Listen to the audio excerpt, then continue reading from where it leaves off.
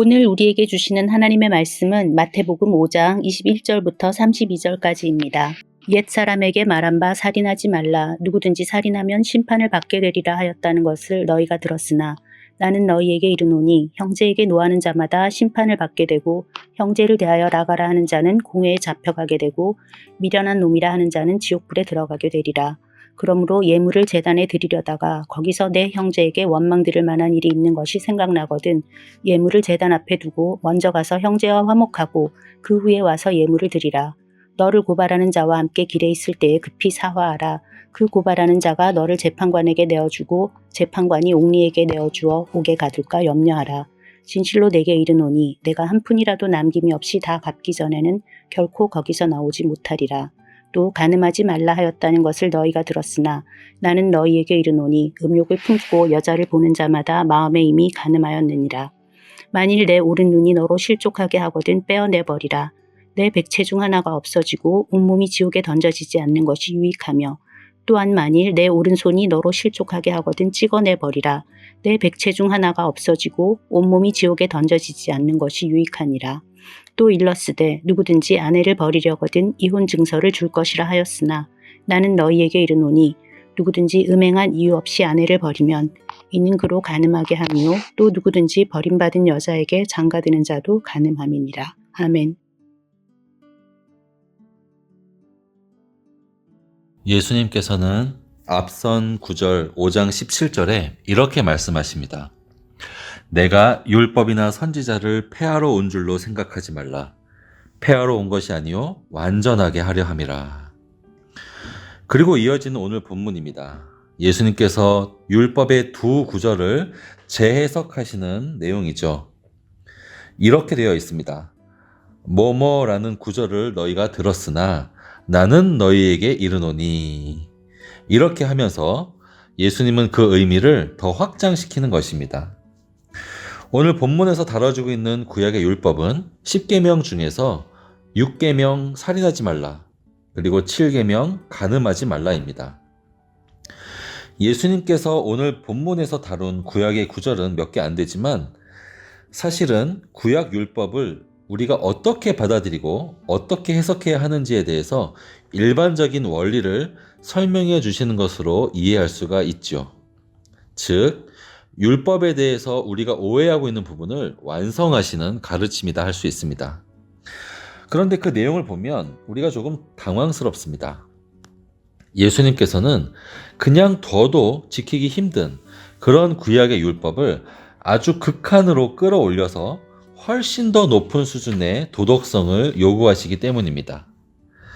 오늘 본문 21절부터 26절까지는 살인하지 말라라는 계명과 연관을 지어서 단순히 누구를 직접 죽이는 것뿐만이 아니라 누군가에게 분노를 품는 것, 욕을 하는 것, 이런 것 모두 지옥에 갈 만큼 살인에 해당하는 죄다 이렇게 말씀하시는 것입니다. 7계명도 마찬가지입니다. 27절부터 32절은 단지 누군가와 직접적인 간음을 하는 것이 아니더라도 눈으로 보고 음욕을 품는 것, 그리고 배우자를 버리거나 다른 사람의 배우자와 결혼하는 것, 이런 것들 모두가 다 간음죄에 해당한다라고 합니다. 그저 우리의 마음까지 잘 관리하라, 이렇게 일종의 권면으로 말씀하시는 거라기보다는 그렇게 하지 못하면 지옥에 갈 정도로 큰 죄다, 이렇게 여러 번 강조하시는 것이죠. 그런데 사실 우리가 죄에 대해서 잘 생각해 보면 실제로 그렇습니다. 여러분, 사람이 다른 사람을 죽일 때 그 동기가 뭘까요? 보통 다른 사람에 대한 분노나 증오이겠죠. 누군가를 해하고자 하는 그 마음의 동기가 실제 그 일을 행할 수 있는 능력과 만나게 될 때 사람을 죽이기도 하고 또 전쟁을 일으키기도 합니다. 그런데 여러분, 그 똑같은 그 크기의 분노는 누구에게나 있을 수 있습니다. 심지어 어린아이에게도 있고 우리에게 다 있죠. 어린아이는 누군가를 죽이거나 전쟁을 일으킬 정도로 할 수 없기 때문에 그 마음으로 친구를 때립니다. 우리도 누군가를 살인을 일으킬 정도의 그 마음을 품을 때가 있지만 우리는 욕을 하고 비방하거나 험담으로 그 행동을 나타냅니다. 어느 정도로 큰 잘못을 실제로 행동에 옮겼느냐도 중요하지만 우리 마음의 동기가 어떤 성질인가, 어떤 마음인가, 그것이 더 근본적인 것이죠. 그래서 예수님은 형제에게 노하는 것, 형제를 나가라고 욕하는 것, 그것 모두를 살인죄와 동일선상에 놓으시는 것입니다. 간음도 마찬가지죠. 우리는 바람을 피는 사람들을 비난합니다. 한 여배우와 영화 감독의 이야기를 들으면서 우리는 손가락질을 하죠. 그들은 결혼에 대한 무책임한 마음을 가지고 있고, 그리고 음욕을 실제로 현실화할 수 있는 그 상황을 만났기 때문에 그런 일을 행한 것입니다. 그러나 많은 경우 그것을 굳이 행동에 옮기지 않는 사람이라 할지라도 똑같은 마음을 품고 있을 때가 많다는 것이죠. 문제는 행동이 아니라 죄악된 마음입니다.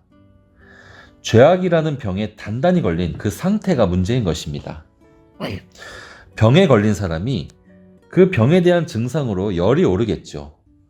그러나 우리가 얼음찜질로 그 열만 억지로 내린다고 해서 병이 없는 것이 아닌 것처럼 우리가 사회적인 지위나 체면으로 억지로 범죄를 억누른다고 해서 그게 다는 아니라는 말씀입니다. 하나님의 기준은 우리가 행동으로만이 아니라 우리의 마음으로도 죄와 가까이 하지 않는 상태를 유지하라라는 것입니다. 자, 여러분, 어떤 마음이 드십니까? 무슨 말씀인지는 충분히 알겠지만 그것이 우리에게 복음처럼 느껴지지는 않지 않으십니까? 우리가 우리 스스로의 행동은 어느 정도 의지로 컨트롤할 수 있을지라도 우리의 마음까지 마치 검열의 대상이 되는 것은 참 힘든 일이죠. 그래서 우리가 산상수훈의 높은 수준의 말씀을 접할 때 오히려 무거운 짐을 더하는 것 같을 때가 있습니다. 그래서 어떤 경우에 우리는 합리화하기 마련입니다. 아, 예수님께서 저렇게 말씀하신 것은 어떤 이상적인 이야기를 하신 것이고 일종의 과장법을 쓰신 걸 거야. 이렇게 생각하고 적당히 넘어가죠. 그러나 여러분, 우리 주님께서는 분명히 율법을 완성한다 하셨습니다. 여기서 율법을 완성한다라는 것은 원래 율법이 부실하기 때문에 100개 더 추가하고 200개 더 추가 조항을 덧붙여서 그렇게 완성하신다는 뜻이 아닙니다. 그것이 아니라 율법이 정말 법으로서 가능하려면 그것이 지켜져야 하는데 실제 지켜질 수 있도록 해 주시겠다는 말씀입니다. 여러분, 십계명을 포함한 구약의 율법은 하나님께서 모세를 통해 주셨죠.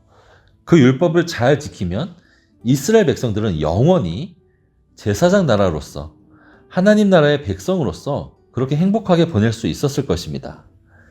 그런데 결과가 어떤가요? 문제는 이 백성들이 율법을 지키지 못하고 계속해서 실패를 하는 것이죠. 사실 구약 성경 전체가 이스라엘의 실패담 모음집이다 해도 과언이 아닙니다. 왜 그럴까요? 율법의 내용이 부실해서일까요?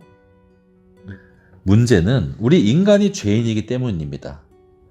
인간이 무력하기 때문에 율법을 지키는 것에서 번번이 실패하는 것입니다. 그러므로 예수님께서 율법을 완성시키는 것은 우리의 마음을 고쳐주신다라는 의미가 포함되는 것입니다. 에스겔 36장 27절입니다. 또 내 영을 너희 속에 두어 너희로 내 율례를 행하게 하리니 너희가 내 규례를 지켜 행할지라.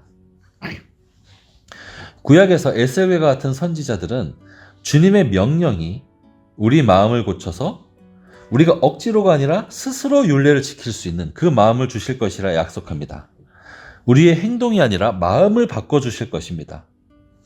우리는 우리의 행동은 바꿀 수 있지만 우리의 존재를 바꿀 수는 없습니다. 그것은 우리가 아니라 하나님만이 하실 수 있는 일이죠. 그래서 예수님은 약속하십니다.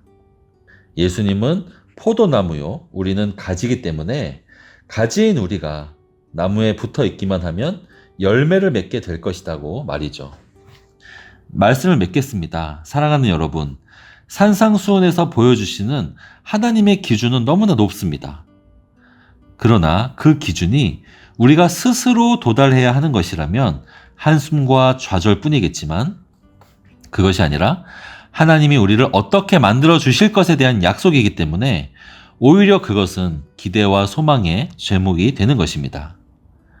하나님이 우리를 만들어 가십니다. 하나님이 우리를 성화시켜 가시고 하나님이 우리를 예수 닮은 존재로 빚어 가십니다. 물론 우리의 노력이 필요합니다. 애써야 합니다. 하지만 실패하고 넘어졌더라도 다시 일어나서 다시 시작하면 됩니다. 오늘도 예수 그리스도 안에서 그분을 닮아갈 것을 기대하고 소망하시는 여러분이 되시기를 바랍니다.